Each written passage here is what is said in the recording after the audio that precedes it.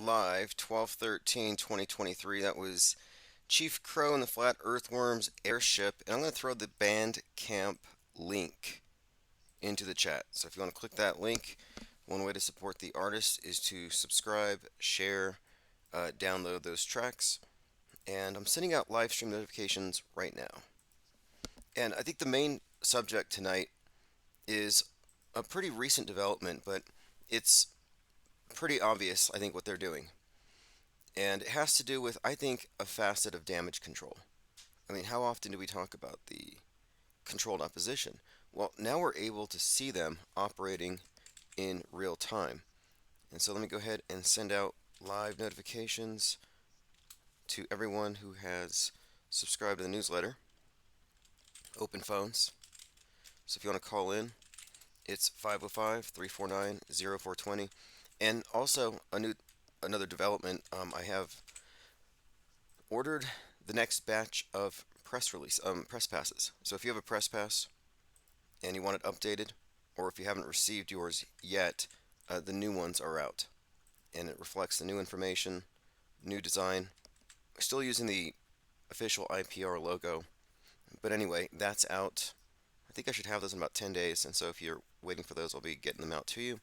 And then I'm going to actually make them more readily available also just by selling them through the store directly.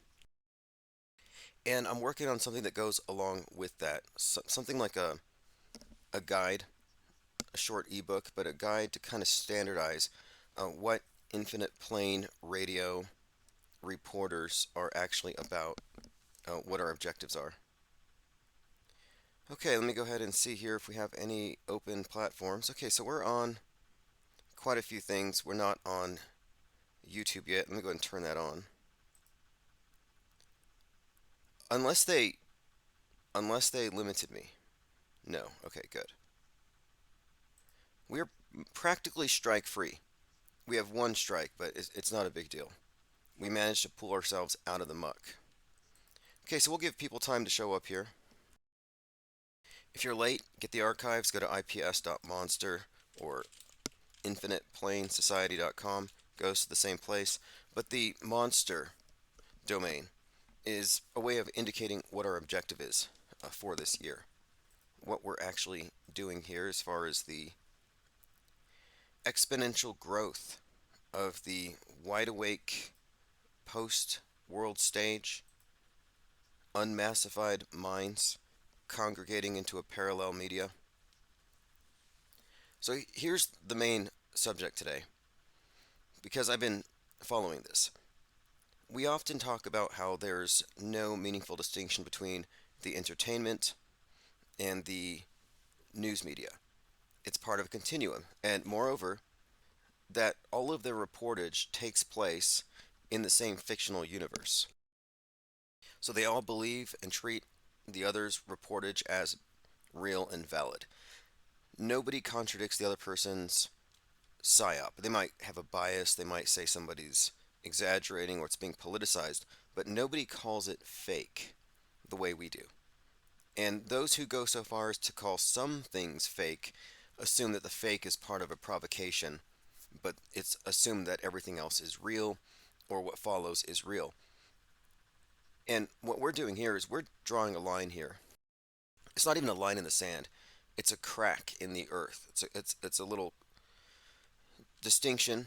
Maybe it doesn't sound like a big deal, but I think it's important. We have to make the distinction between the psychological operation as a simulation presented as real for a mind war, and the military tactic of the false flag attack, which I would contend does not exist. In fact, I call it a false flag fallacy. It's an easy way to explain away the obvious, and it's a misunderstanding that they promulgate by design. Now, so here's what's happening. We have been talking about predictive programming, and I've noticed people like Mike Rothschild saying it's BS. So I throw down a litany of examples, like, hey, look, the timing of this episode of Game of Thrones corresponds to Roe v. Wade. This episode of Season 4 Stranger Things corresponds to this school shooting. Trump, obviously this one is a big one. Waco, American Apocalypse. streams on Netflix the night before he goes out on the trail. Well, this has been dismissed by so many, those who aren't paying attention to how monolithic it all is. But then we have this new movie, this Obama production. The Obamas produced the Leave the World Behind. But Leave the World Behind not only has a lot of obvious foreshadowing of what they would like to do in the future or what they're going to simulate, but it has concurrent programming. So here on one hand, I have Mike Rothschild saying, "You guys are crazy." And I'm like, well, look, the movie comes out, and then we have these big reports about cyber infrastructure being infiltrated by China. Coincidence, fine. Write that one off. Then I look on Drudge, and the headline is all of the Tesla, here we go, cars that have autopilot are being recalled. So again, Mike Rothschild is a fool because in the movie, the Teslas on autopilot are part of what destroys everything. They all go rogue and they shut down the freeways. Tesla recalls nearly all vehicles sold in the US to fix the system that monitors drivers using autopilot. Again, the fact that this is a headline that corresponds specifically with the movie after the day before had a headline that specifically tied to the movie is beyond coincidence. He's a coincidence theorist at this point. And it's like they have to try really hard not to see. I don't envy the individuals who are part of the alt media infrastructure where they have to not see. Now, here's an interesting article.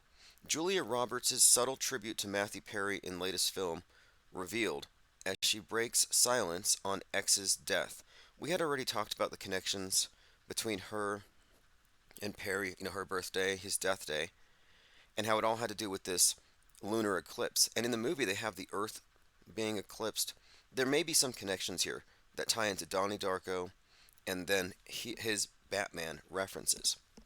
And of course, this ties to the way that he supposedly died drowning in the jacuzzi. But the character in the movie, who's been compared to Donnie Darko, makes her obsession the last episode of Friends. And so here's where it gets interesting is there's a theme in the film that has to do with a flood. So there's some connections being made here. I'm still researching and digging into it, but it's not nothing. The fact that the movie has these hints within that really tell the story on the t-shirts, in the numbers, and a lot of people are picking up on it. It's there. It's not even subtle. Every single frame is telling you something. There's a frame where Julia Roberts is standing in front of a painting that makes it look like she's at a Klan rally. Not a coincidence. So the idea that there's connections to stuff happening outside the movie, yeah, that's normal. That's standard operating procedure. These are not coincidences. It's just amazing. And nor is it synchronicity and random channeled ideas that scriptwriters are just happening to put in there that reflect the zeitgeist. They would like you to think that they're just channeling it. No. Uh, the newsbenders write the zeitgeist. That's what the metascript actually is. It's a reflection of their big picture. And they're defining the new age. So anyway, he said it's beautiful he could be honored in that way, the actor told E.T. Or show sort of to be honored coincidentally. So it's kind of nice that he has a little space in there. In other words, she's referencing his cameo, more or less, or their cameo, the friends, in the movie as a coincidental occurrence that is a way of honoring him. Coincidental. So just another example of something that might be worth looking into.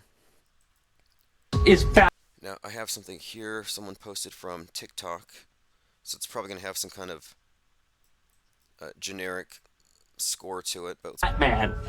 RIP to Matthew Perry, but there are some things I found out and I need to show you. After not posting on social media for months, all of a sudden he posts multiple pictures in a row of the Batman. Okay, he posted the Batman symbol, and it's not just the Batman symbol, it's in a jack-o'-lantern. So it's fire. It's the Bat Phoenix, which is the Corona Phoenix. If you know the symbolism, it's Christopher Nolan. For years, uses the burning bat, and then the bat is the catalyst for the COVID and the lockdowns, which is predicted in Dark Knight Rises. When, in fact, this is interesting, and we talked about this like a month ago. Easy to find. In Dark Knight Rises, when Batman says, put on the mask. And the other guy says, I don't need it, I'm not scared. And he says, it's not for you, it's to protect the ones that you love. He was quoting Fauci from 10 years in the future. Immediately after, he takes out a COVID ball looking thing, which is a smoke grenade, and he says, count to five and throw it. So he counts to five and throws it, and it creates a mushroom cloud. Now, this is a Christopher Nolan movie who, about 10 years later, comes out with Oppenheimer, the mushroom cloud. So there's predictive programming, foreshadowing, and even a hint as to Christopher Nolan's future role in creating that particular illusion, which makes sense. He's the contemporary, he's the replacement, he's the equivalent of Kubrick on the world stage. If anybody is, it's Christopher Nolan. Anyway, I'm bringing this up because the burning bat, the bat as Phoenix, shows up as a like a bat-shaped hole in a building that looks like a 9/11. There's Batman connections to the Aurora, Colorado shooting. There's connections to Sandy Hook and the Boston bombing.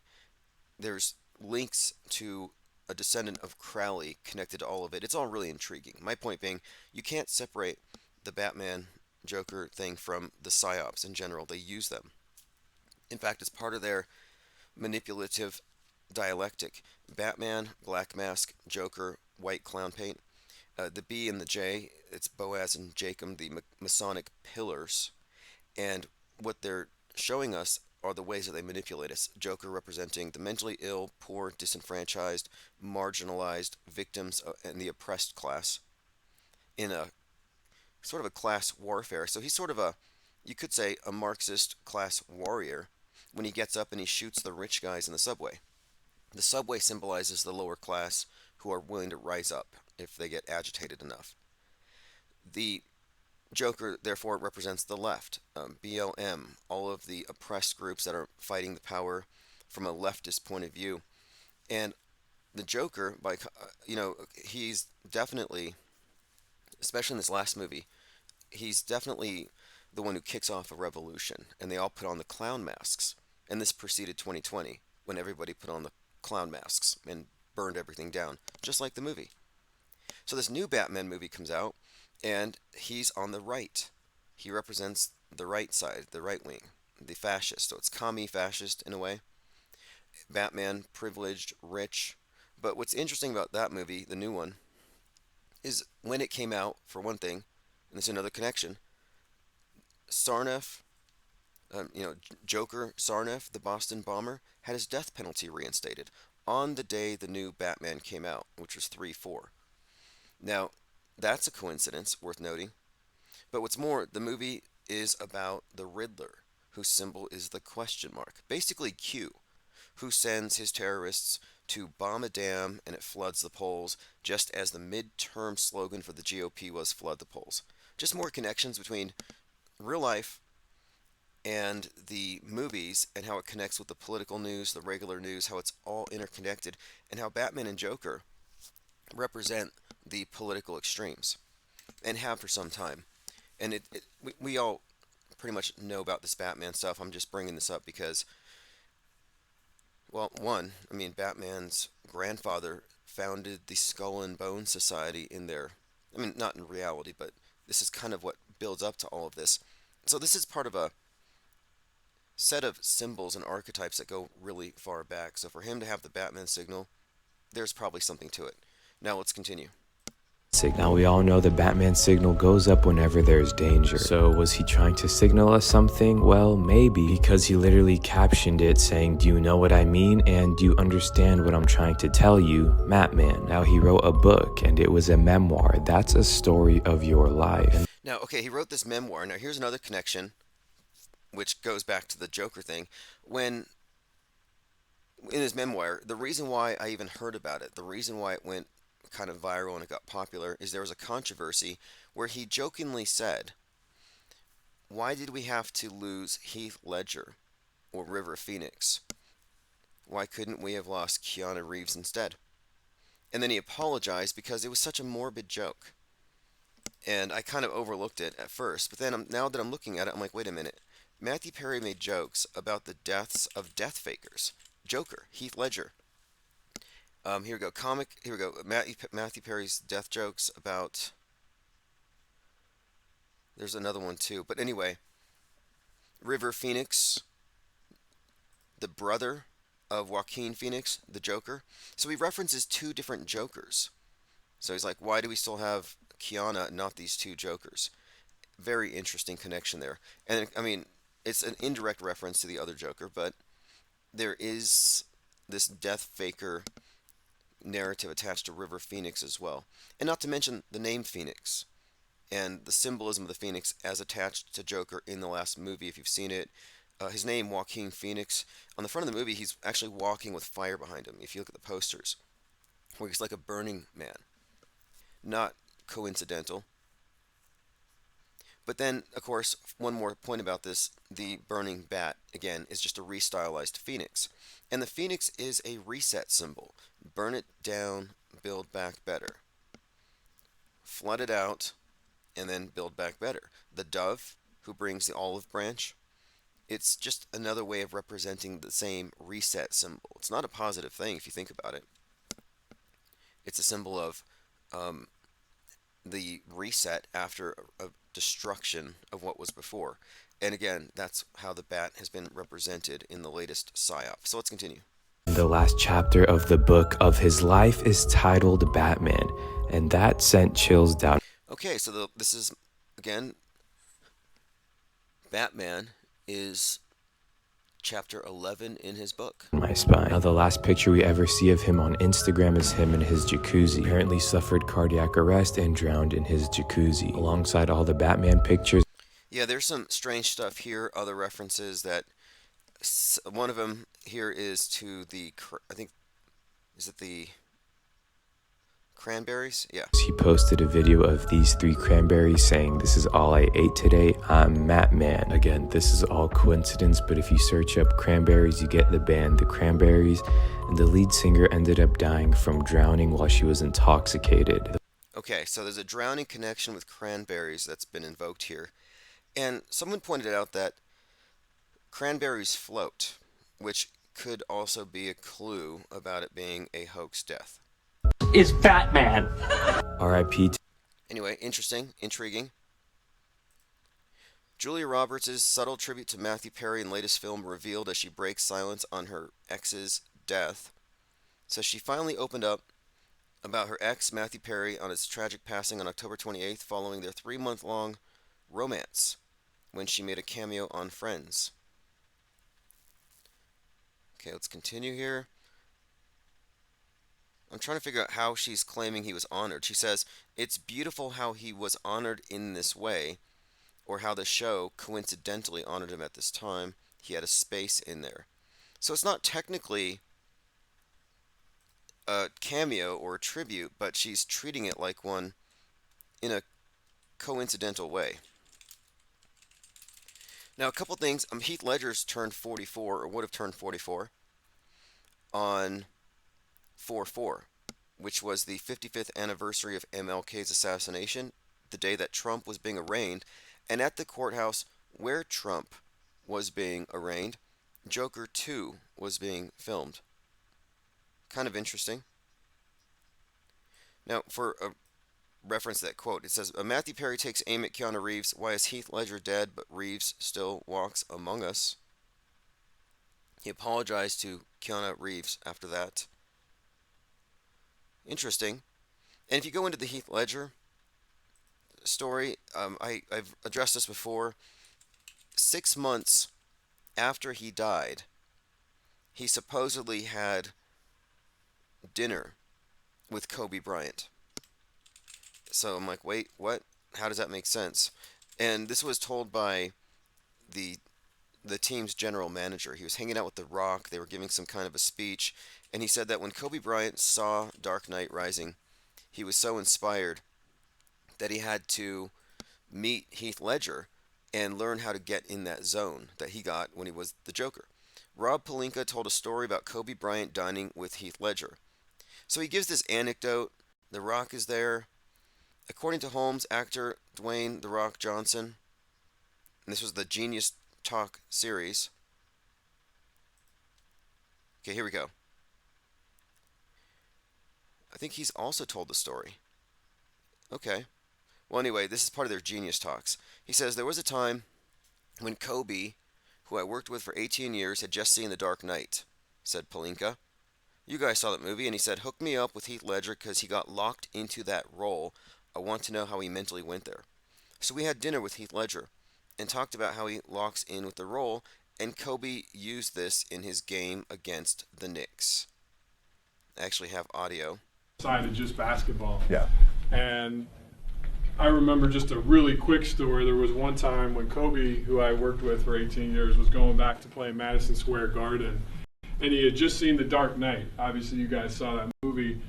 And he's like, hey, hook me up with dinner with Heath Ledger because he got so locked into that role. I want to know how he mentally went there. And so he had dinner with Heath. And he talked about how he locks in for a role. And Kobe used some of that in his game. Kobe used some of that in his games. He's talking to The Rock. Now, this says May 28th, 2019. Kobe didn't die until January of 2020. Now, how does this make sense? I have a theory. I think that Kobe wanted to talk to another death faker. How'd you make the transition from living on the world stage to faking your death?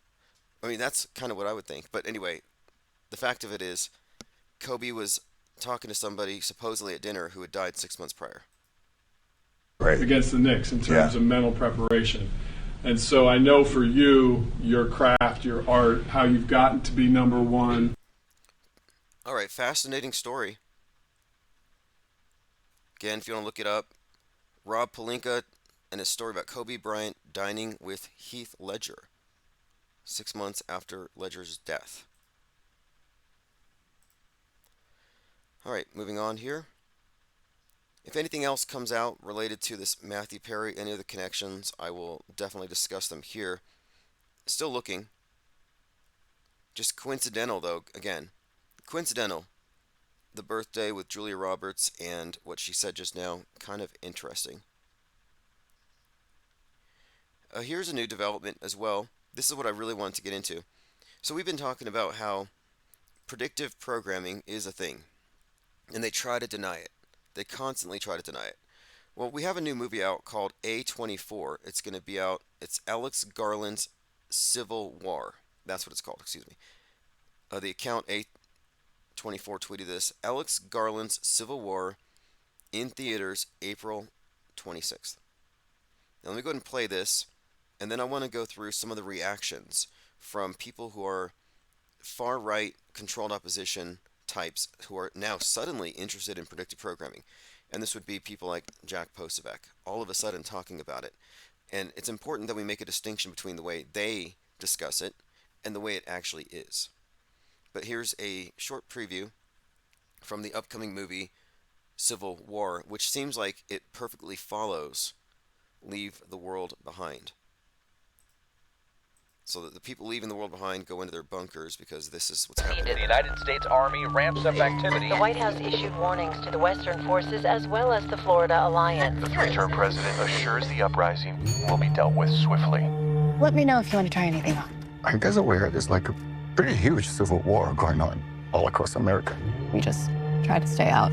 With what we see on the news, seems like it's for the best.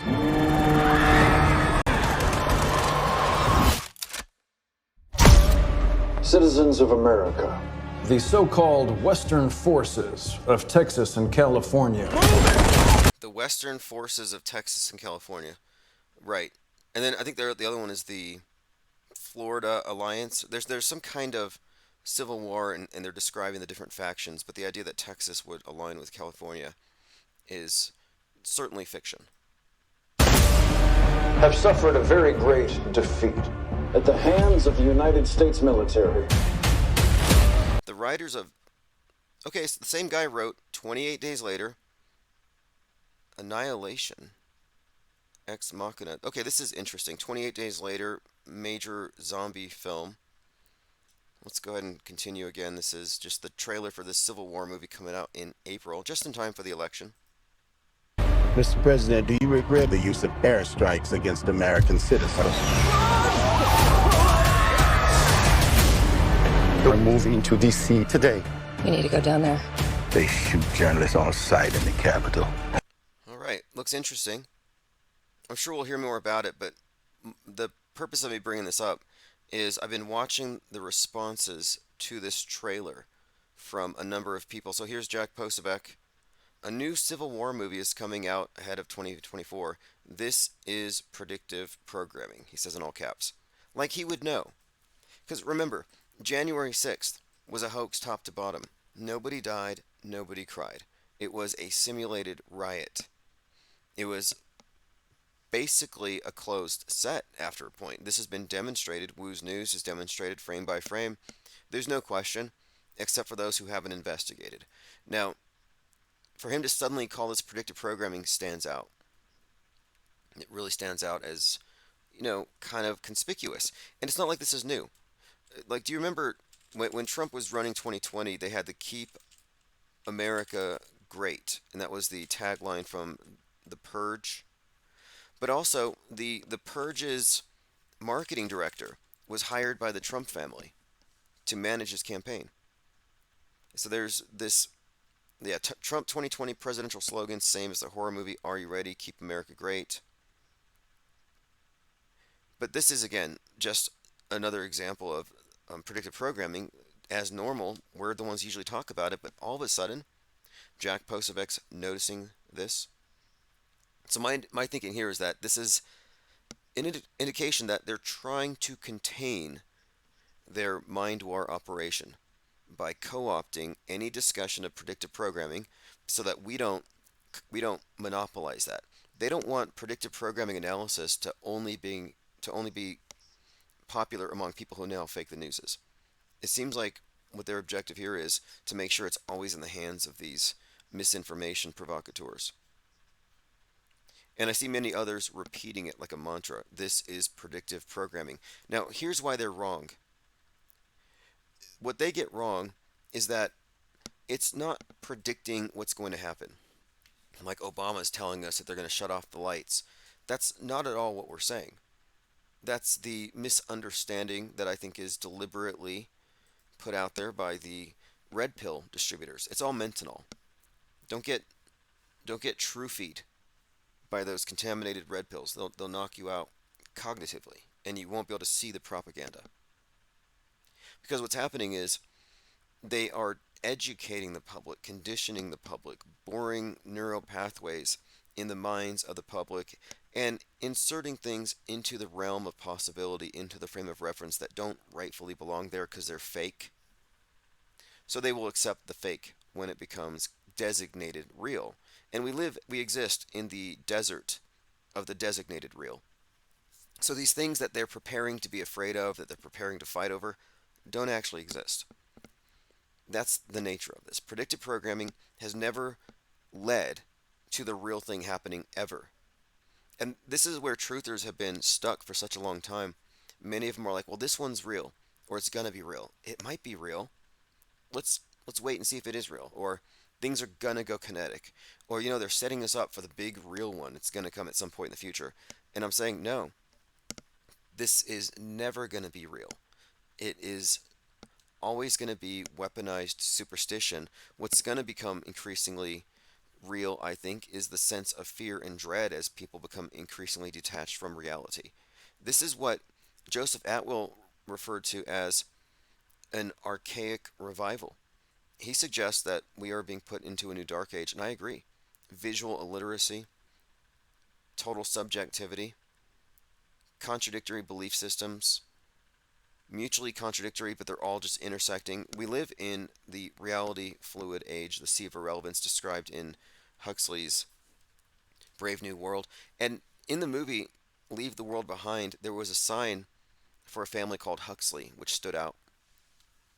And I reference this sea of irrelevance quite a lot because this is one of their main weapons. This is how they keep anyone from gaining a cohesive grasp on objective reality. And it's impossible for most people who are drifting along because they have the wrong frame of reference. They haven't removed the screen from their eyes. The digital hoodwink is a clear screen. I mean, it's the iPhone, the ubiquitous screen, but what I mean is The hoodwink is what they put over your eyes to symbolize that you're in darkness. And I'm suggesting that the screen that they put in front of your eyes puts you in darkness, and darkness is symbolic of ignorance. Ignorant of what? Well, it's not just that there's bias or that the news is faked. It's about the extent of it, how all encompassing the fakery is, how monolithic it is. And it's way more significant than people who refer to this as conspiracy theory could even or will even entertain. It's the Truman Show. And again, if you're in the Truman Show and you're going with the program, you're actually a false man. This is clown world. You're being clowned. And the hoodwink is real. And now it's digital. Hold on, my phone's ringing. Let me go ahead and turn on my Skype on the desktop here. So if anybody wants to call in, 505 349 0420. Main topic for now, though, that I've been bringing up is simply that predictive programming analysis rightfully belongs in auto-hoaxology. Predictive programming has nothing to do with mainstream media literalism, which is what they are.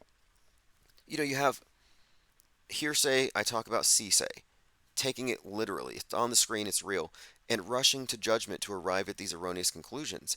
I don't rush to judgment. In fact, I have a wait period. I'm told there's an emergency, react. I'm like, okay, 24 hours. Let me go ahead and wait and see.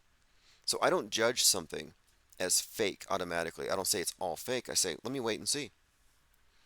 And this is what we've observed over the years, is that we've been continually vindicated, never contradicted, and nobody has been able to undermine the premise that the world stage, the world view that they give us, the internalized representation of the world, doesn't comport with the real thing in ways that are consistent monolithically. It's a worldview shaping mechanism. It is the Bible of the one world religion, which is provided, a God and a devil and a heaven for even the atheists to accept. Okay, in other news, the infinite plane radio press passes have been ordered. So if you've been waiting on a new press pass or you want a new one, I'm going to be sending those out like next week. And also, we're going to go ahead and start activating our IPR deep dives. A number of different areas where we are investigating and interviews that we'll be conducting. And the idea here with the IPR Press Club is that, kind of like what we did in 2020, we do our best to not only get content from the ground at every site, but we'll be able to leverage the power of the group because, this is a growing body of people with this off-world stage perspective, that we will be able to make stuff happen as far as enabling reporters with the right equipment, lighting, sound, whatever it takes to make stuff happen. And we're going to be going and generating a lot of original content. I'm in no way interested in regurgitating mainstream with a different spin. Alternative media is actually mainstream media. It's another denomination. The off-world stage perspective is completely separate, although what I would say is it's parallel, but we're going to be generating our own original content that is aimed at elucidating the world stage as such. More to come on that as things unfold. Also, the textbooks, Auto-Hoaxology 101, with the new covers and everything, are already en route. Tons of books coming in. So those are all going to be out. You know what? There's a good chance that they'll be dropped off in the mailbox by the end of next week. And then I'll have them available on the store, and I'll make them a little more widely available. But I wanted to first get them to the people within. And then one other thing is the IPS Insider, the paper, is prepared to go into production. And we do have enough in the war chest to cover the freemium edition publication for at least the first 3 issues before it has to turn a profit. If then, it may just work out. I have a suspicion that the way the product is presented, this tabloid, this print paper, it'll create a lot of subscribers. It'll have a high turnover rate from the free version into the full version, not to mention the other ways that it integrates with our entire operation. Skyfish says, was predictive programming, nothing happened? Yeah, look, the predictive programming thing, I'm starting to suspect here anyway, that it's being highlighted because they want to discredit this as a way of analyzing media, but it's too late. It's too late. They're in the camp of reality denialism when they're saying, "Oh no, there's no connection between what's happening in the news and what's happening in Netflix." I'm like, "Wait a minute here. There's plenty to suggest that they are fully aware of what the news is going to be years in advance. Sometimes with specificity. We see it in the timing of movie releases. We see it, Trump's presidential campaign, and some of this stuff is it's not it's almost like kind of occult, the occult stuff is what a lot of people are noticing now. Like Trump's last day in office, then goes forward 666 days. He's in Mar-a-Lago announcing he's going to run again. We find all these fascinating connections, but all of it is suggestive of long-term control, long-term planning. It's as simple as that. No magic. I mean, what I mean by no magic is there's no technology, no AI, no divine fallacy needed here. We just need to realize that we're dealing with a bunch of people obsessed with astrology. What do you want to call them? Pingu33 says majority for impeachment case against President Joe Biden. Political theater. Hunter Biden came out and he gave a speech today. He just went out and he said his piece. He explained that he's a victim of an unfair smear effort by the right wing. He called them the MAGA Republicans. But he was just kind of describing how he's innocent. I don't know if you know this. Hunter Biden's innocent. But he's been maligned and misrepresented. But it's interesting to watch this whole thing unfold. Because if you look at what happened with him, his laptop was released. And it is full of like 4,000 pictures of him, nude pictures. Basically enough for an OnlyFans account. Like it's just like very X-rated stuff. I wouldn't watch it. I wouldn't go through it, but a lot of people did. In fact, this group actually published it as a book.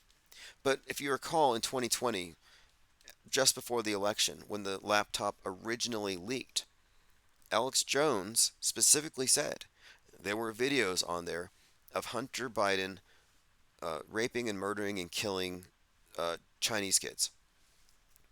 And he had this Chinese dissident, and it was all being translated, saying, yeah, I've seen the laptop, and seasoned homicide investigators vomit when they see it. It's so terrible. So it was kind of like Pizzagate type stuff, or Frazzle Drip, stories of Hillary Clinton wearing the faces of dead kids.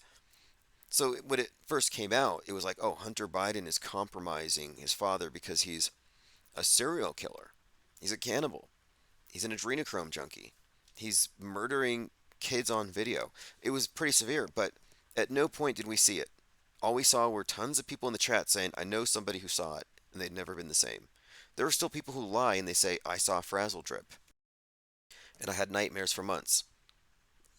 People lie. Truthers are liars. How else can you explain it?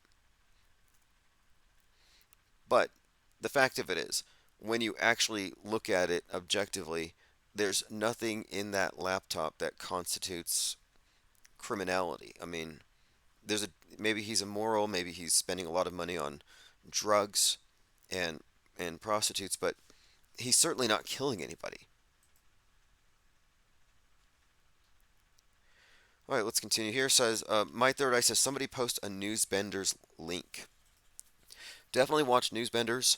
And at the end of that, they do kind of insinuate it's an AI writing everything. Again, I don't think you have to insert that. Could be the demiurge.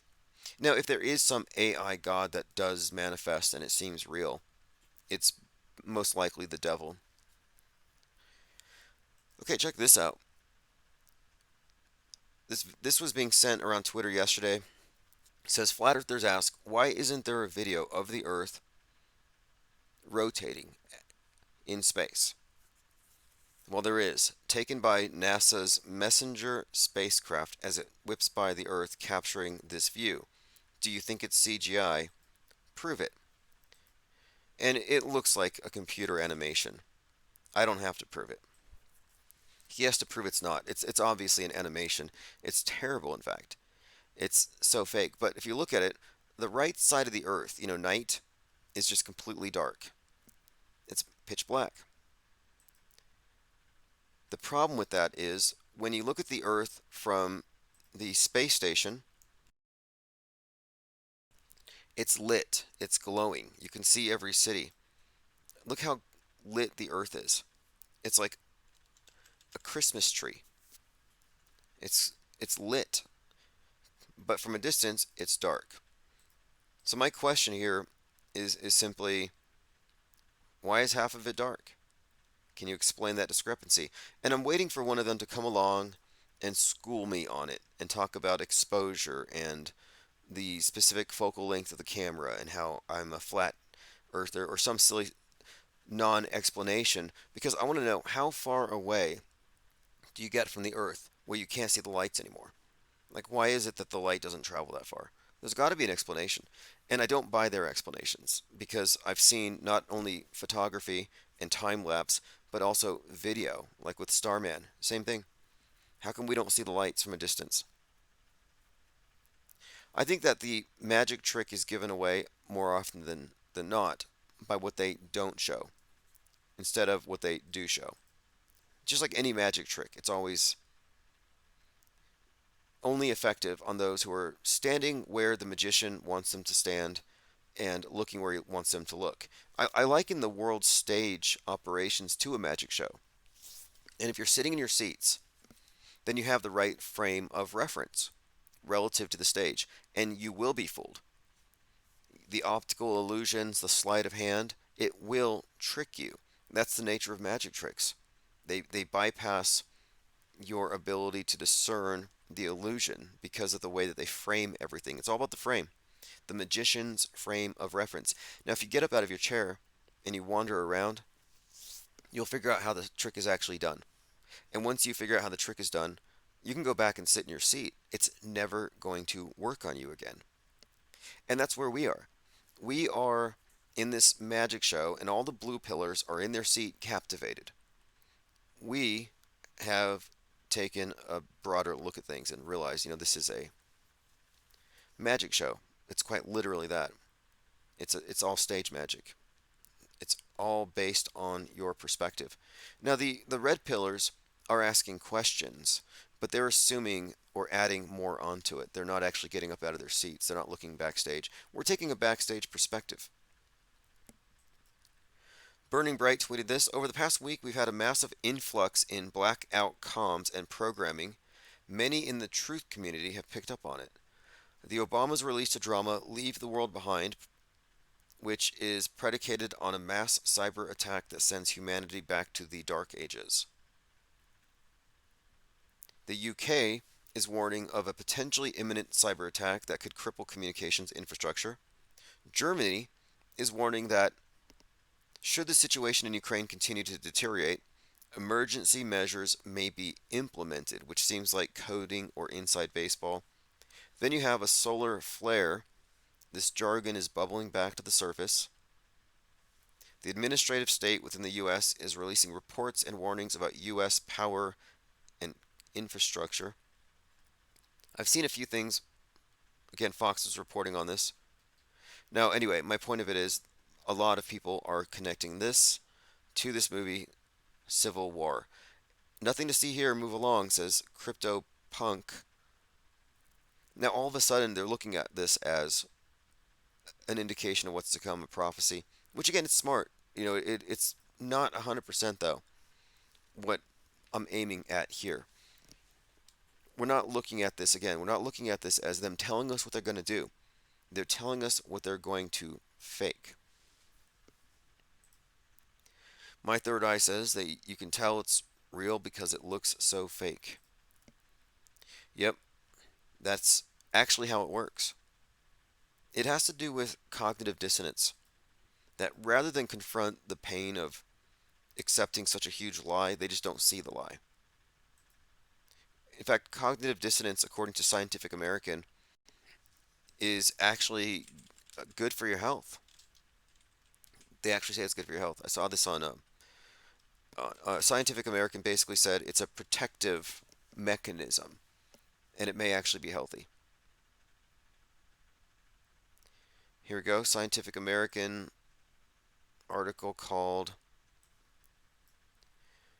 Cognitive Dissonance. Now, in this article, they're explaining how there's a bright side to it, that there's a benefit to it, which I think sounds like the opposite of where you should be going with something like this. If you're experiencing disharmony mentally, I don't think you need to accept your mental immune system, which basically helps you cope, where you don't treat the actual cause and just cover up the symptom. Okay, let's continue. We're analyzing the reaction to obvious predictive programming.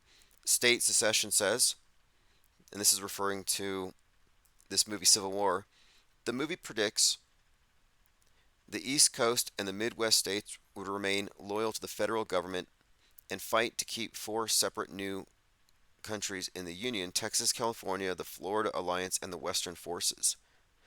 Okay, this is interesting because in Leave the World Behind, they kept showing an image of America, a map of America, but quartered, split in four, an X through the middle. It says they could make free passage agreements with Federation of Red States, so the red states would not be allowed to interfere with the transportation of people and goods from one blue state to the other. So they're talking secession here on X. Fascinating. They shoot journalists on sight. This is a caption from the trailer. You can see the One World Trade Tower back there. Anyone know how tall the One World Trade Tower is? Now this is kind of connected to what we were talking about this morning. I was talking about how the Tower of Babel's construction begins, according to Masonic lore, 1776 Annu Lucius. America's construction, 1776 AD. So America begins as the Tower of Babel begins with the 1776. And on the dollar bill, you have the pyramid, which says 1776 on the bottom, and the Great Pyramid is 5,776 inches tall. Well, interestingly enough, 1776 AD is 5776 AL. It's just a direct connection between America as Babylon. The Tower of Babel is on your dollar bill. That I is Nimrod. Now, the One World Trade Tower that was opened on 11/3/2014, 13 years after the twins went down, is 1,776 feet high. 1776. Yep, that's exactly right. There's some other fascinating dates around these. I think the World Trade Center opened on 4/4/73. 4/4. Interesting date. Again, MLK's assassination date. Into the Beyond says he lost his wrench. You know, since 2017, we've had 160 channels. So if you have a wrench, it's because you're on one of the recent ones. And if you're on a sock account, I can't access it. If you're on the main account, I comb through the comments, and if you comment, you will be given a wrench. The wrench, of course, is a symbol of order, an armed society being a, polite society. We've always used these to keep the unruly trolls in line and to maintain a certain level of decorum. All right, let's move on. Solar flare jargon, fascinating. So many people suddenly hip to predictive programming. Here's an ad for something I saw on Twitter. It's called the Merge Cube. The Merge Cube is, like it sounds, it's a cube. It's a foam cube. But it lets you hold digital 3D objects in your hand so you can interact with them. It has a lot of interesting possibilities. Like, for example, you could hold a 3D lump of clay, and it's, digital lump of clay that you're looking at through your phone or through your camera, and you're holding this sponge, and you're able to more easily manipulate the 3D object by using the cube sponge thing, the merge cube, as a sort of a physical representation of what's only there in the augmented reality. But I'm looking at this and I'm thinking this is exactly what the astronauts are probably passing around whenever you see them holding a mic and it goes through their hands, or they pass somebody a hat. Then when they're throwing objects around, they probably have some kind of a foam object like this merge cube. Let me play this ad. This is from a seller on Amazon, but I saw the ad and I realized, this is basically the technology you need to fake space. This is a merge cube. It's a simple yet magical foam cube that when you put it in front of a device with a camera, it instantly changes into a 3D digital object. Now you can interact with the digital world in a brand new way. That's why it will make the perfect Christmas gift this year, because it can turn into an infinite number of things. That's probably why all of these people use. Yep, this is exactly how they do it. This is what explains the NASA microphones that go through necks, that go through hands. They're holding some kind of an object that the computer needs to register this is where the physical object needs to be, and they're really bad at it. It's like one of those children's shows, like what's that one, Blue's Clues, where they're interacting with cartoon objects they can't really see. That's kind of how watching these NASA videos are. Yeah, and of course it's a black cube and it says merge, which is kind of interesting in the broader context here, where the black cube is a symbol of the material realm, and we are merging with the monolith. That David Bowman's journey, the space odyssey, is ultimately about our journey into the space age, which is inner space being controlled, as we're being directed into this simulated, augmented reality. And we are merging with the cube, with the monolith. So the name of it, yeah, very interesting. But this is NASA technology. This is what's important here. This is why I don't debate people on this topic.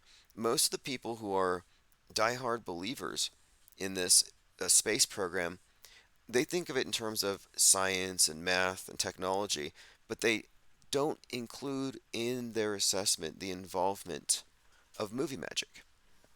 If you're not including movie magic in your assessment, then you're never going to arrive at the right conclusion, because you're in a closed system and you cannot see the closed system from within.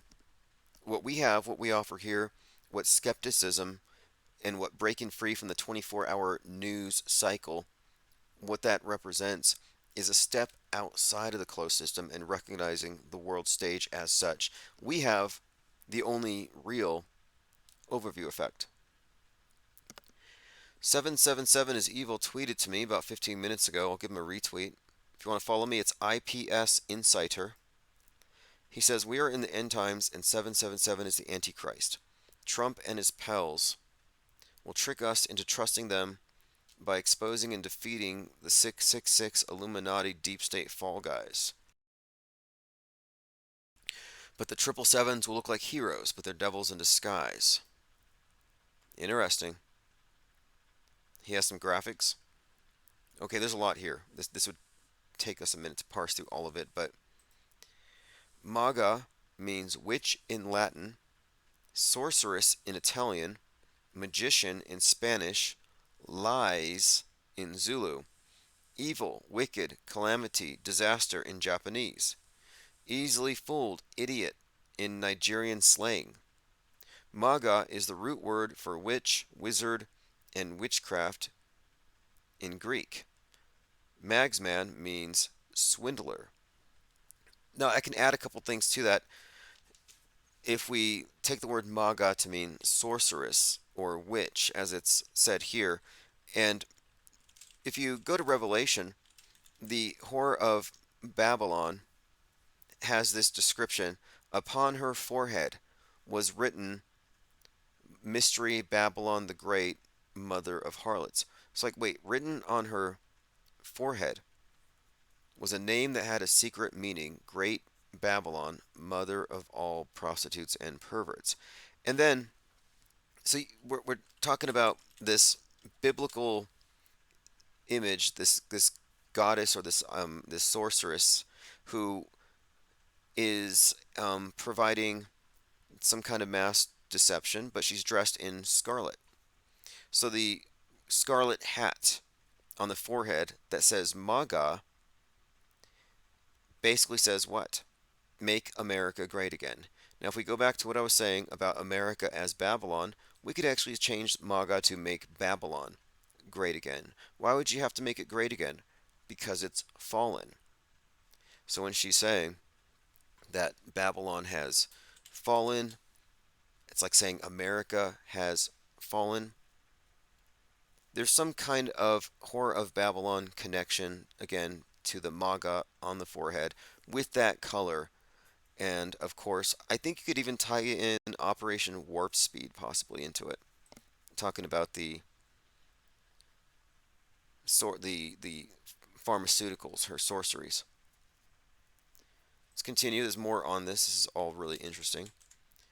777 Donald Trump was 70 years old, 7 months and 7 days, his first day in office. Oh, by the way, this month is the 666th month since RFK was shot by Saran, a Palestinian, shot him with a .22. 33 years later, Richard Drew, who photographed Robert F. Kennedy as he fell to his death, happened to be in New York at Ground Zero, and he's the one who photographed the falling man. Yeah, so Trump was in his 777th month when he first went on TV to question Obama's birth certificate. Okay? Netanyahu was in power 7 years, 7 months, and 7 days when Trump got elected. MAGA is the highest rank in the Church of Satan. No, it's the Temple of Set, which is an offshoot. The Temple of Set went Egyptian, and they went anthropomorphized literal devil, whereas the Church of Satan stayed more atheistic, objectivist, and they stuck with the Judeo-Christian concept of Satan. Little doctrinal difference between strains of devil worship, but what difference does it make? MAGA, you're a fifth level Satanist. Trump Pence trumpets. Now here's some numerology or some connections for the number 666. We have 6 protons, 6 neutrons, 6 electrons in carbon atoms. Bible says 666 is the number of man. Right, there's that. Which makes sense. And you can correlate all of this to Saturn, the cube, the material realm. Fascinating. Now, there's something right now going on with the Temple of Satan, which isn't connected to the Church of Satan nor the Temple of Set. The Temple of Satan isn't actually a group of devil worshippers, it's a political group.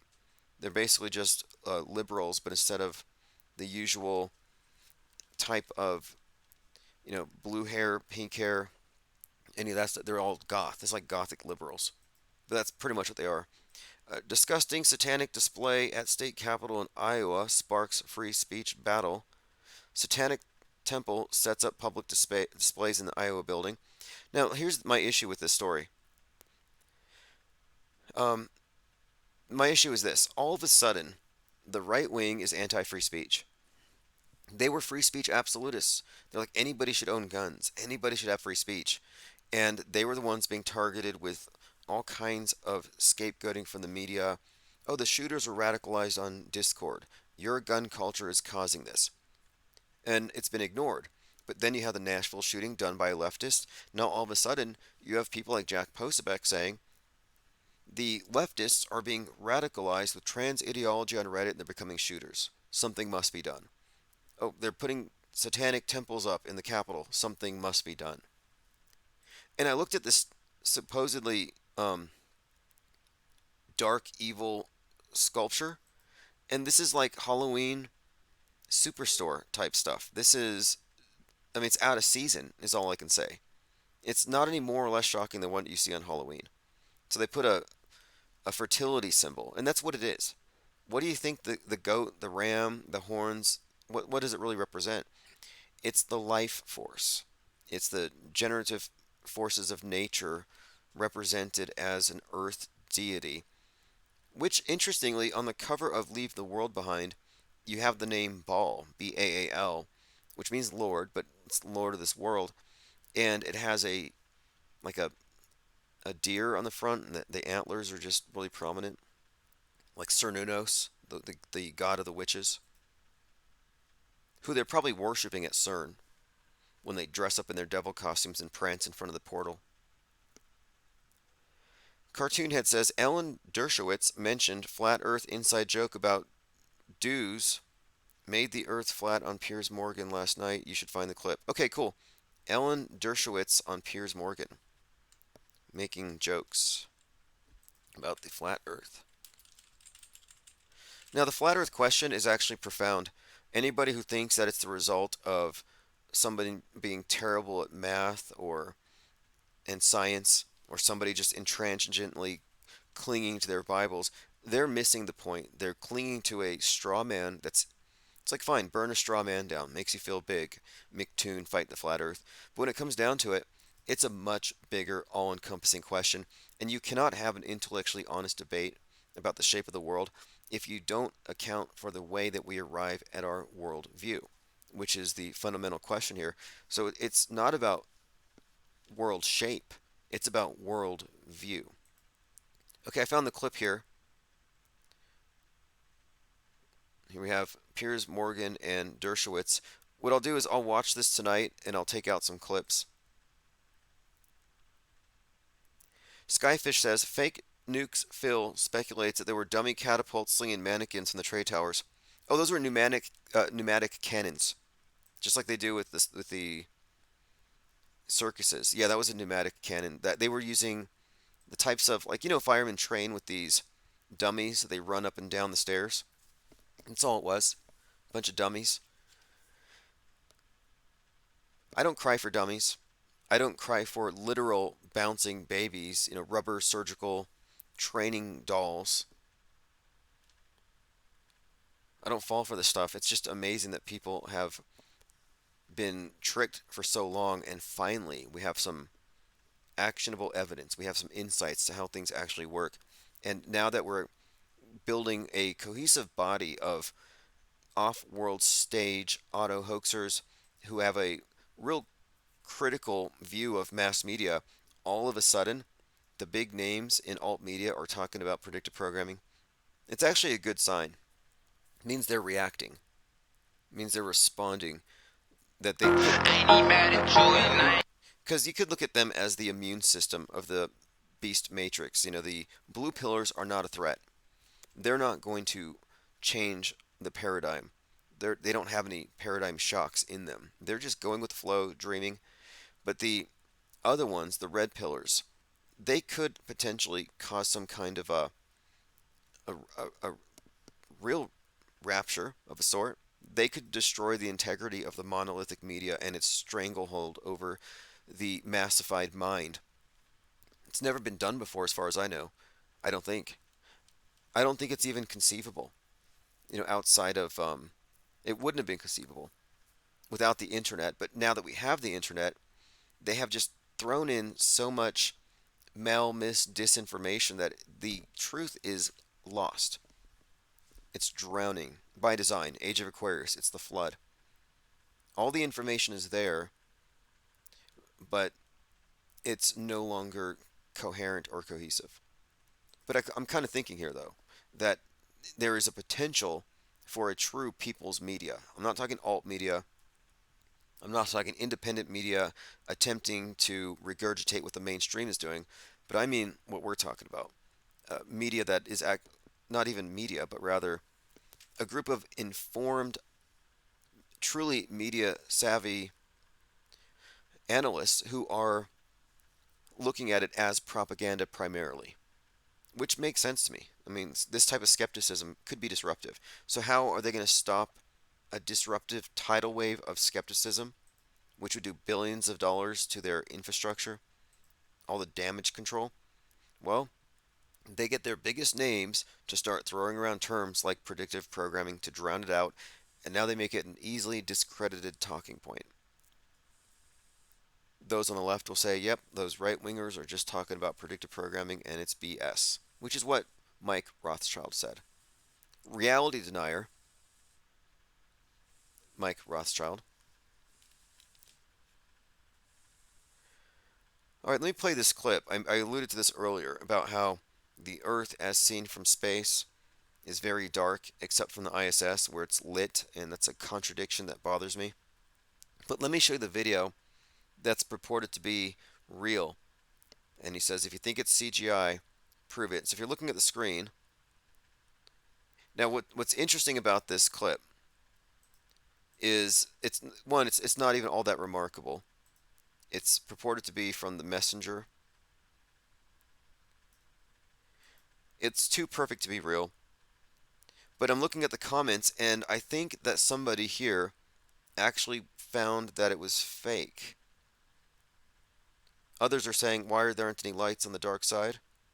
But there was a guy here who says, it looks fake to me, and I'm 0% flat earther, but it's fake AF. So what does that mean when somebody who's 0% flat earther calls it fake? Okay, let's see here. These are CGI, this person says. We're trying to find out. Trying to find out if this one's real. This is smart. This person says, if you think it's real, you prove it. That's the whole point. Throw the ball back in their court. It's their burden of proof, not yours.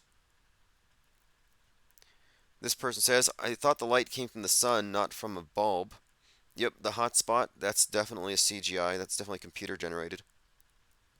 So what you're looking at here, and the visually illiterate will not understand this, you're not looking through a camera at a distant object. You're looking into a simulated 3D environment from a camera view, what they call a camera view, but there's no actual camera. Here's a quote from Benjamin Franklin, who was part of the Hellfire Club, so a performer of black masses and devil worship. And I think didn't they find a bunch of bones beneath Ben Franklin's house? But the Hellfire Club, which interestingly enough was a big part of Stranger Things and ties into a lot of the mass shootings of the last year, which we can get into really quick. But he said, we are all born ignorant, but one must work hard to remain stupid. And this is kind of an interesting statement, considering how true it is, that you are actually required, more or less, to be comfortable with a level of cognitive dissonance, to no longer rely on yourself as your own blue check. You're no longer the arbiter of what you believe to be real. You have to get it all secondhand. That's, by definition, a state of being stupefied. I'm not saying people are stupid. I think that people are generally not. I think people are smart, but I think that we are in a doomsday cult, and that's not hyperbole. This is mind control at its most sophisticated.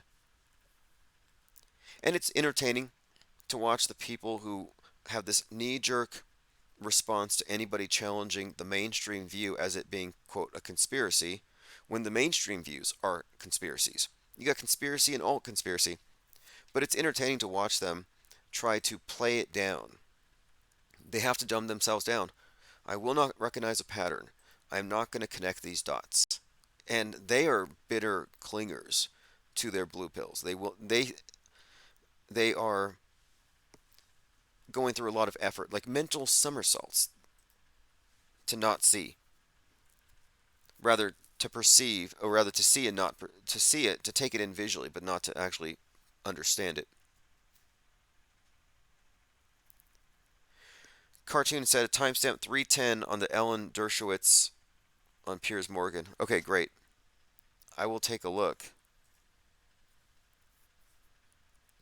Okay, we covered some of the Matthew Perry stuff. More of that to come, I'm sure. And then I would call this concurrent programming. The Tesla recall in the wake of the movie being released wouldn't be predictive programming because it happened after the fact. So you'd call it a coincidence or concurrent programming, meaning this story was going to be released and it was going to be timed to help emphasize the messaging in the movie, which is the whole point. I mean, these things are so well layered. The fact that the white lion hits the beach when the movie starts, you got the white lion as an oil tanker. It just contains everything in it. You're like, well, oil, climate change, Titanic, the West, unsustainable, eventually going to impact reality. And then you have White Lion, which goes back to America's original sin of slavery, and the movie's basis of this split, this schism being played upon by those who create the collapse, cause the collapse to happen, who create the conditions and instigate a collapse. But anyway, the movie is showing you on multiple levels that yeah, you cannot separate the climate justice from social justice. They've merged these things, and it's on the left. And the movie made it very clear, if you've seen it, that Musk, that was a stab at Musk. His car's piling up because he is he's one of the richest men in the world. So he's the fall guy, I think, for free speech, for unfettered wealth. I mean, we're talking about Musk setting a bad example for what happens if you let one person acquire too much power and money. Because he's not regulatable. On a whim, he can destroy the public commons, being X, open it up to hate speech, which creates hate bubbles that cause shooters to go up and shoot up bowling alleys. All problem reaction solution. And where is this going? I'm pretty sure that the next step for this entire operation, it goes into some kind of blackout event that temporarily shuts things down to be followed by the online equivalent of a lockdown, the online equivalent of a pandemic, the digital pandemic, which is what they're calling it. Shadow of Urza talked about this earlier. Cyber Polygon is scheduled to occur before 2025, and Leave the World Behind is preparing us for it. Sort of like before COVID-19, you had a pandemic movie called Pandemic. And these are there to educate you about the next PSYOP so you respond appropriately. Speaking of flat Earth, I have an article here. J.R.R. Tolkien's world was, pancake-esque. Surrounded by a sea. C.S. Lewis, author of Narnia, countered the myth that medieval people thought the world was flat. However, he opted for an unspherical world. Narnia was flat, as was Tolkien's Middle Earth in its earliest incarnations. Interesting article. I may go through it later. I just get these notifications for anything related to this topic. This is by the Big Think. But one thing about it is there's misrepresentations about the topic, that there were people who were anti-science who clung to the flat earth, and they were defeated by the ones who went with the science. And that never actually happened. That is a total misrepresentation.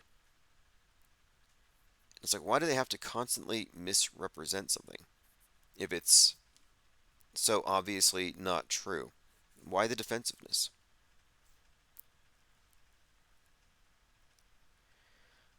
Alright, here's the image. If you haven't seen it, this is Julia Roberts at a Klan rally.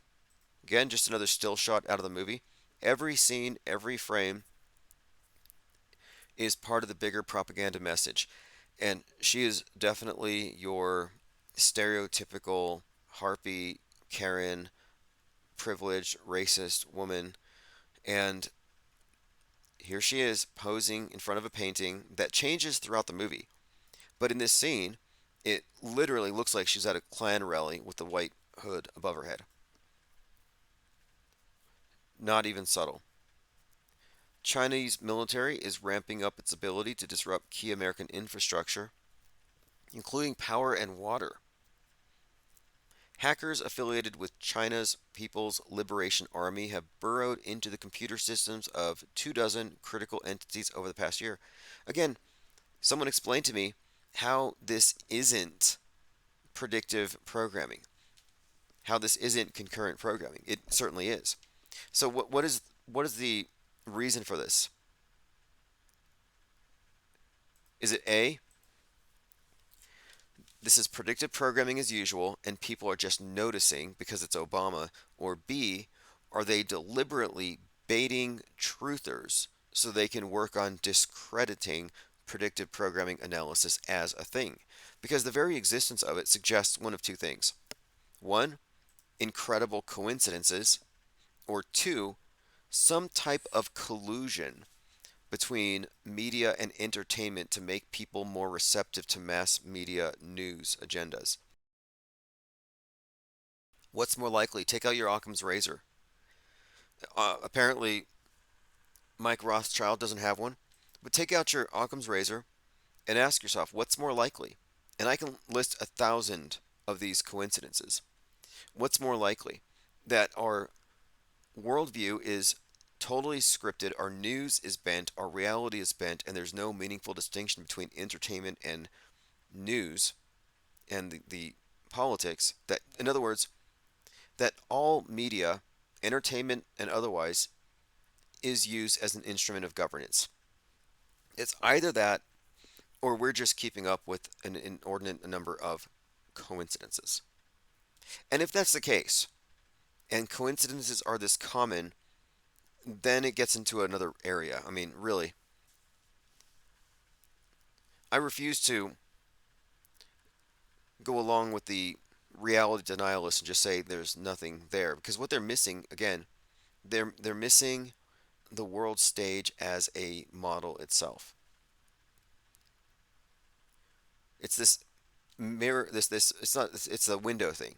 This is, again, this is what we're conditioned.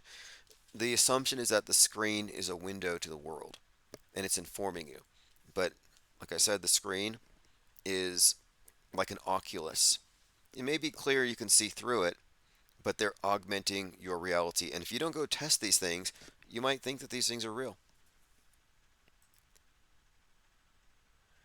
Elephant Tusk says, Tim, it's not predictive programming. They need our collective minds to manifest this into existence. Yeah, I have an answer to that. For anyone who still thinks that we are manifesting it like real time and that's why they need our attention, well, there's some truth to that. There's a reason why they need our attention. There is some kind of, I believe, some kind of exchange, energetic, some kind of harvesting of your attention for something. But I don't think mass belief manifests. Otherwise, moon landings would be real. Billions of people think we landed on the moon, but it's still fake. So I don't think it's that simple. Reality isn't that fluid, it's objective. The part that's fluid, though, is your internal representation of the world. And that's what they're fighting over. That's what they're fighting for. That's what the space wars is ultimately about. That's what cyber wars are about. It's about control of the space between your ears. More stuff with Donald Trump and numbers. Quite a lot from 777 is evil. I'm going to retweet this one. So if you want to follow up on this. 777 days after Trump's birth, Israel was 77 days old. All very interesting. You know what? Another one is the 58. The number 58 and Donald Trump are intimately connected. Not just Trump, like 58 stories in his tower, the age when he gets married. There's all kinds of things with Trump. But the very first appearance in predictive programming with Trump would be Trackdown, set in, and that was released in 1958. 58 years later, he's the 58th inauguration. It's pretty deep. And then Biff Tannen.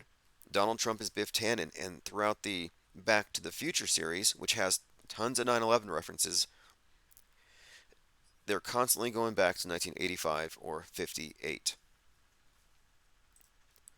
My third eye says Ian Fleming, who, 007, yeah, Ian Fleming, once is happenstance, twice is coincidence, three times is enemy action. Agreed. How many coincidences before it's not a coincidence? But there's a difference again between seeing and perceiving, hearing and listening. And I think the objective here is to get people into the state of no longer directly perceiving, but getting their info through blue checks, the filters. And to get back to the original topic here about how they're attempting to co opt discussion about predictive programming, the far right influencers with millions of followers are part of the containment operation. They don't want you to run with the predictive programming football past them. They're there to stop you. They're like goalies. Don't let them take this and follow it through to its logical conclusion because they might see the monolith.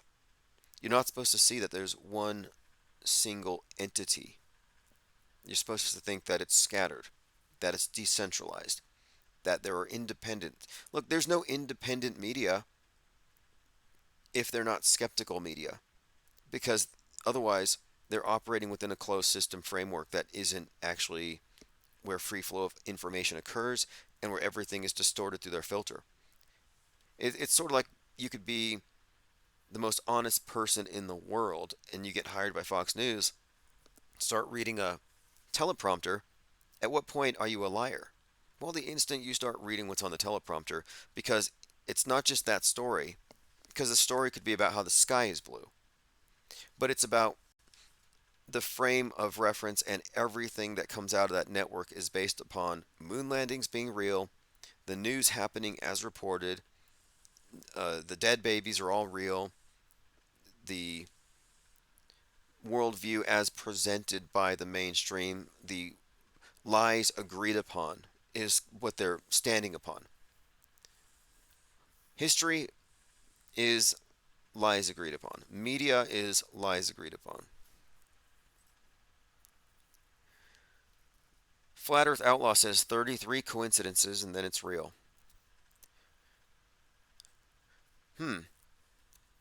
Well, as long as it looks fake, if it looks so fake, then it must be real. Isn't that what the Mad Hatter said? Look, there was this rumor, like Elon Musk was totally like this Mad Hatter at that moment. He looked like he was on acid. But in Alice in Wonderland, everything is inverted. And there is a tie-in here, by the way. You know, the first person to really conceive of space travel would have been Lewis Carroll. And it had to do with the idea of falling through the earth. Like, let's say you dug a hole through the earth and you fell through it. He talked about this, and the idea was that if you were to have the antipodes opposite sides of the ball and you were to drill a hole, it would be, and then you were to seal it, so it's like vacuum. You'd have no friction, so you had frictionless travel, and you could fall through the world. And there was this discussion over about, how long would it take you to fall all the way through it. And this is part of the story where Alice falls into a zero-G hole, kind of falls down and alights gently on the ground. But this idea of falling through the earth was one of his concepts. And I think they said, here we go. Was Douglas Adams influenced by Lewis Carroll with his use of the number 42? Because they had calculated that it would take 42 minutes to fall through the earth. They may have adjusted it more recently, but 42 minutes to fall through the earth. I guess you would be accelerating, and then you would I'm not sure at what point you would turn upside down. Solving the problem numerically, Klotz found that an object should fall to the earth in, this guy said 38 minutes 11 seconds, but the total time for this trip would be 42 minutes based on Scientific American's breakdown, but it's probably simplified.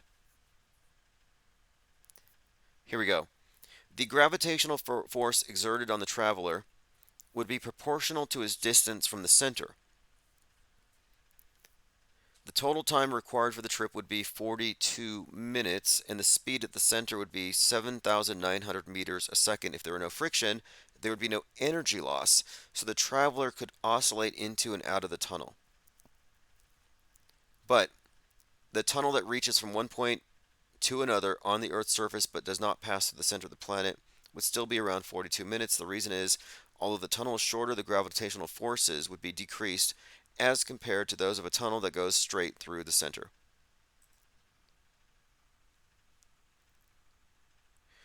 Flat Earth Outlaw says, "This is Harmon. This is my channel I've had for 4 years but never used. I sent $20 PayPal." Oh, awesome. Thank you. Appreciate that. We are in a really good place.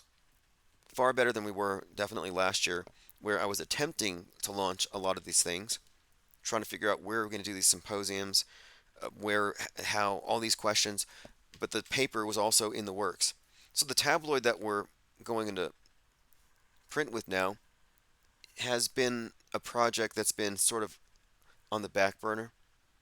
But this time around, 2024, all these different plans, anything that's been stalled is being implemented. And I definitely appreciate that because I've been putting a lot of time and energy into the law fair, which kind of took me off this for a little while. But now we're back on. IPS morning deprogram, infinite plane radio, open phones in the evening. And things are going to get more interesting, especially as news gets out about my $5 million lawsuit for infringement, stalking, harassment, and hacking versus Google and YouTube. Well, Google doing business as YouTube for their role in identity theft and all these other cyber crimes. So things are going to get very, very interesting. So I appreciate everyone's comments and participation and research. Our research is truly cutting edge. We tend to lead the way. In fact, when we do our movie reviews, I think we tend to dig up stuff like within hours. And it's nice to see that now there are many other people jumping in, but we've always been, like I said, cutting fringe is what I would say. Now, if you search Leave the World Behind and 1619, I'm starting to see more and more people are picking up on this subtext where it's leading to this 1619 versus 1776. That's kind of where it's getting. That's the general narrative, and I picked up on this a few years ago when I was looking at this Colin Kaepernick character and some of his projects. But anyway, everything seems to be getting more interesting, and the level of selective skepticism is somewhat heartening, even if they don't fully understand how fake it all is. Like I said before, it's a paradigm shock. Oh, really says, oh, it's, oh, really, you don't say, says the X symbolism is getting so prevalent, interesting to think that a mirrored pyramid makes an X. Right. X is huge. X is within the Thelemic cult. I've been looking at this. It's the cross letter. X is the 24th letter. You get 2 and 4 combined, it gives you the symbol of Saturn. The cube is the folded up cross, cross being a major solar symbol because the year, of course, divided into 4. There's quite a lot inherent in it. And when Musk put the glowing cross on the headquarters of Twitter and he said, "Blaze your glory," this was during the dog days of summer, the blazing star. Now, he puts it up there and it blazes for the night and they told him to turn it off. But this was a direct reference to his role as Constantine, who saw a glowing cross, and he said, "Under this sign I shall conquer." And it was the sign to unify the empire. And he said, X will be the everything app. So you can kind of see where it's building. And then there's one other point to the X, and it has to do with the fact that it replaced the bird. And I was thinking about just the symbolism of the two, and this cannot be insignificant when you consider that Elon Musk is the Pope of Mars. He's part of the space papacy. It's not a coincidence that Werner von Braun wrote a book, Mars, A Technical Tale, about a guy named Elon who establishes a dictatorship on Mars, but they set it up based on the structure of Rome. So he is Pope Elon. But what's more, the cross symbol that he's brought to the table has replaced the bird. And if you look, the symbol of the dove with Christianity goes way back. And so if you look up the dove and the cross, you'll find these are often put together. And I don't think this is a coincidence because we're looking at the same old world order being dressed up for the modern age.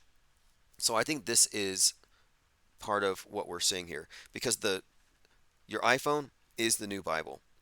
Once they finish censoring that little black monolith, that black mirror, once they finish getting rid of the non-canonical, the apocryphal, the conspiracy theory, the hate speech, once they purify it, it's the new Bible. Mainstream media is your de facto state church, and Pope Elon is part of this operation, this major psyop to introduce this new worldview as we move into the age of Mars, the age of Horus, the new age, whatever you want to call it. But Pope Elon by One-Eyed Jack in the Shells. I'm going to play this now. I'll put the link in the chat. Thanks everyone for joining. I have to go, but tomorrow morning, IPS morning deprogram, generally starting about 9 a.m. Mountain Time. I mean, we're all going to die someday. And if you're going to pick some place to die, then why not Mars? Okay. You know, if we're born on Earth, why not die on Mars? Seems like maybe it'd be kind of exciting. But so I think given the choice of dying on Earth or dying on Mars, I'd say, yeah, sure, I'll die on Mars.